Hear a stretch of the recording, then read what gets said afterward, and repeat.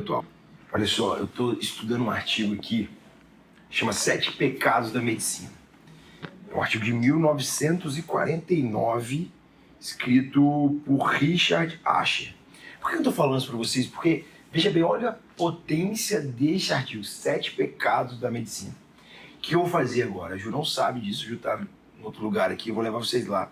E eu vou pedir, vou falar os 7 pecados, e vou pedir para a Ju escolher um e a gente vai debater um pouco mais. Afinal de contas, a gente está falando aqui da medicina MD fora da caixa, né? Que é quando a gente faz, a gente quer explodir sua cabeça, fazer vocês pensarem de uma outra forma, enxergarem o mundo médico de uma outra forma. Então, esse é um artigo que eu escolhi. E claro, eu vou citar os 7 lá para a Ju, ela vai escolher um. E se você quiser que a gente faça outro vídeo falando de algum dos outros, não deixe de colocar nos comentários, beleza? Vamos achar a Ju aqui na sede da nossa MD Ensino. Vamos lá.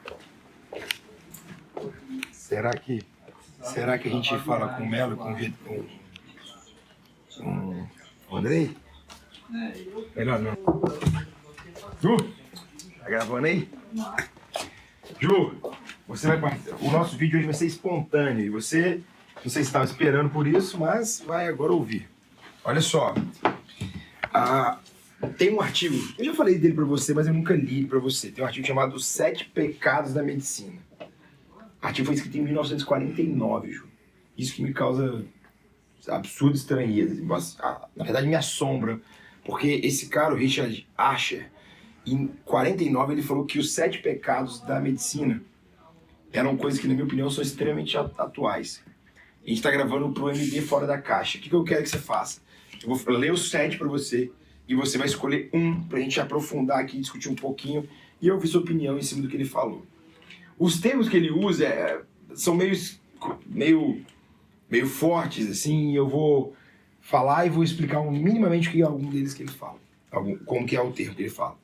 Então vamos lá. O primeiro pecado da medicina, segundo ele, é a obscuridade. Então são 7. Obscuridade. O que significa obscuridade na percepção dele? O médico quer ser erudita demais. Quer ser muito difícil. Ele até usa um exemplo muito legal que Vou anotando aqui. Vai anotando obscuridade. Vou escolher um. Anota aí. Ele fala que o médico, por exemplo, ele quer, em vez de falar, um paciente cansa para subir uma ladeira, fala, não, você teve uma dispneia, não sei o quê. Então, a gente torna a coisa muito complexa, segundo ele. O segundo pecado dele é a crueldade. Olha que nome forte, assim, dá uma pancada, né? Eu acho massa. O que ele quer dizer com crueldade, sabe? E ele fala que, para ele, é o mais prevalente esse pecado. Que é, basicamente, você pode ser cruel com o seu paciente de 2, 3 formas. Dizer muito para ele, dizer pouco, ou esquecer o seu paciente. Então, e olha como é que essa coisa... Como é que tem a ver, pesada, hein? Como é que tem a ver. O terceiro que ele fala, e aí, a crueldade tem... Bem, não vou incentivar você a escolher um outro, não. Maus modos. Esse aqui eu acho ele muito forte também e muito atual. Por quê? Quando ele fala de maus modos, basicamente, ele está falando de não ter capacidade de falar com a equipe multi, de engajar paciente. Os maus modos aqui, eu estou traduzindo de maneira literal quase, os maus modos é ser muito médico-cêntrico, vamos dizer assim.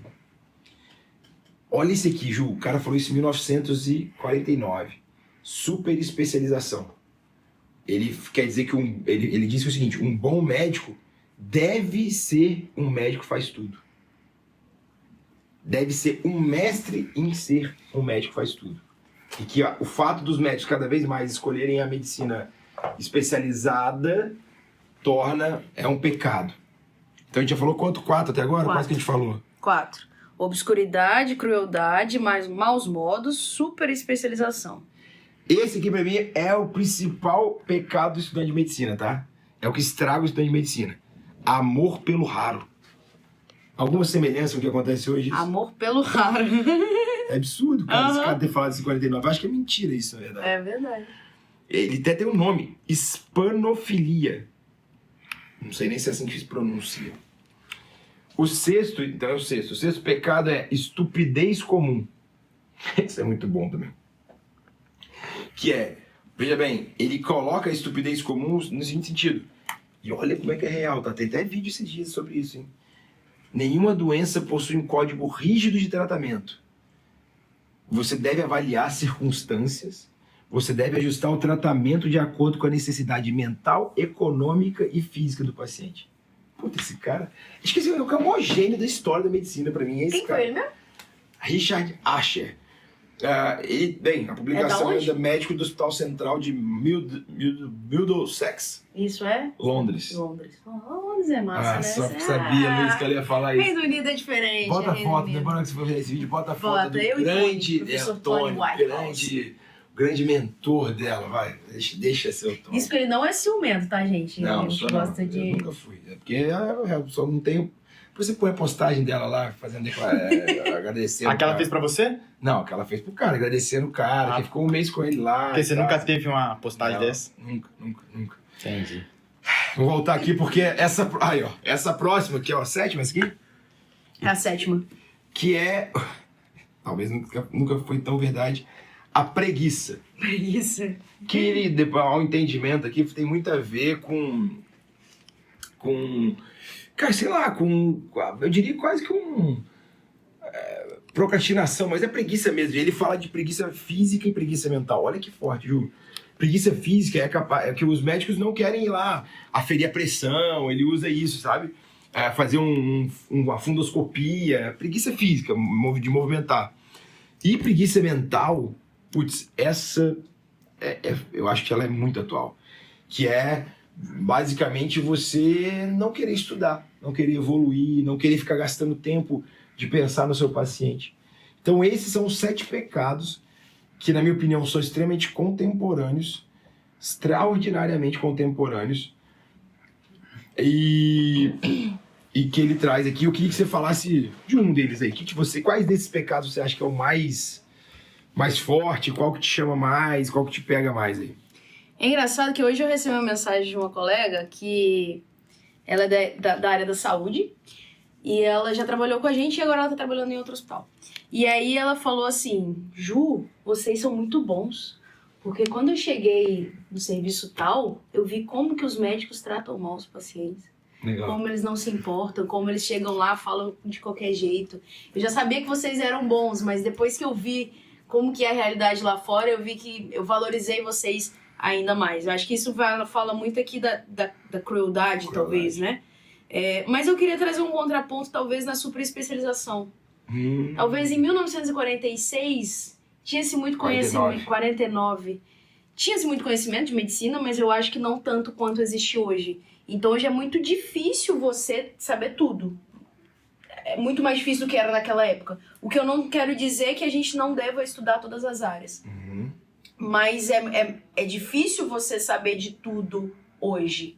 A gente tem que ter um conhecimento amplo, mas é complicado não ter especialização. Putz, mas eu vou discordar de você, porque eu acho que você não acha que o que ele quis dizer e o que se aplica hoje, ou talvez estou trazendo para o nosso momento, é que a superespecialização não tá, sabe, no conhecimento, tá na importância.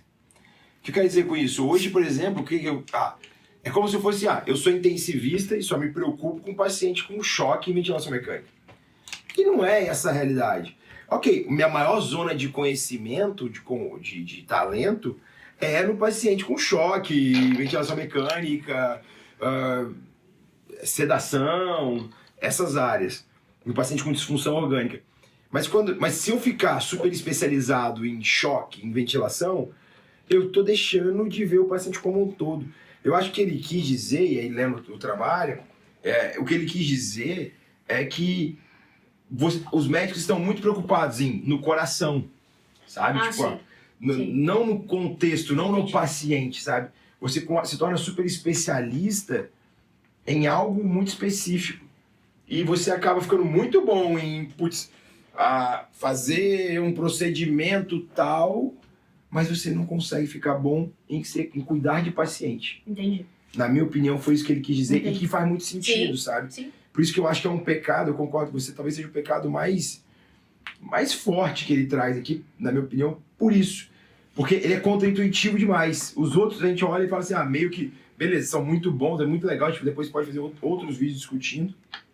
Mas este da super especialização, ele é contemporâneo porque cada vez mais a gente vê isso, assim. Ao longo dos últimos anos a medicina caminhou para isso, né? Para você fazer por um órgão, fazer por um procedimento, fazer e não para o paciente como um todo. Na UTI a gente não tem como ser super especialista, né? Será que não? Super especialista? Se você quiser atender o paciente como um todo, não tem como. Mas você tem que entender um pouco de tudo. Então, por exemplo, aquela paciente que a gente tá lá, um linfoma. A gente não tem como, e acho que até tem como, qual que é o receptor, qual quimioterapia que vai ser direcionada para aquele receptor. Isso daí é um conhecimento da hematologia. A gente tem uma noção de fazer um chope, vai ser um tratamento que é possível, mas assim, imuno vai vir com receptor tal e aí tem que fazer quimioterapia tal. Eu acho que isso é extremamente específico de outra área. Ok, mas aí você está falando que... Você está falando tá contradizendo, não? Porque você falou que não tem como ser super especialista. Não ser super... Não tem como ser super especialista, não tem isso. Tem que saber o paciente como um todo, sim, é isso? Sim. Mas aí você está falando que, nesse caso, você não se preocupa. Você não consegue saber o da hemato. Eu tenho conhecimento geral sobre linfoma. Okay. Mas assim, qual quimioterapia que eu vou fazer se o receptor, sei lá, o nome vier positivo? Isso aí eu acho que é foda. Não, mas eu ainda... O pouco civil é real, assim. Porque eu ainda não entendi o que você quer dizer, tá? Porque eu não entendi ainda se você tá falando que o intensivista é super especialista ou não. Porque quando você fala comigo, olha só o que eu tô entendendo. Quando você fala comigo, eu não sei do shopping, eu não sei dos receptores, não sei o quê, eu concordo com você. Porque aí eu acho que já é ser super especialista. Eu acho que a gente tem que ser especialista no paciente. A gente tem que entender... Acaba que a gente acaba entendendo um pouco de tudo e o que a gente não entende a gente vai atrás. Mas aí já saber qual que é o receptor, qual que é... Isso daí já acho que é super especializado. Tudo bem. Ok, tem que ter especialização. Não é isso que ele questiona e nem que a gente questiona. Tem que ter especialização. A questão aqui maior é você não... Hematologia, nesse mesmo caso. Você acha que todo intensivista que você conhece, ou todo lugar que se forma, se preocuparia em entender conceitos da doença da hemato, como, por exemplo, você fez? Esse é o ponto, entendeu? Porque você discutiu, você sabia, poxa, vamos lá, não é saber o hormônio, que o receptor, é saber o seguinte, cara, tem um paciente com linfoma mediastinal, fazendo compressão, então beleza, eu preciso me preocupar se esse paciente, se eu faço uma dexametasona, esse tumor começa a regredir, eu imagino que tem um tratamento de resgate que é mais genérico, então eu tenho esse conhecimento, eu vou tratar. Eu tenho um conhecimento que eu vou fazer DEX e já pode começar a ter lise tumoral, eu vou fazer, quando eu começar vai ter lise tumoral. Entendi, não acho que é um super especialista isso. Entendi.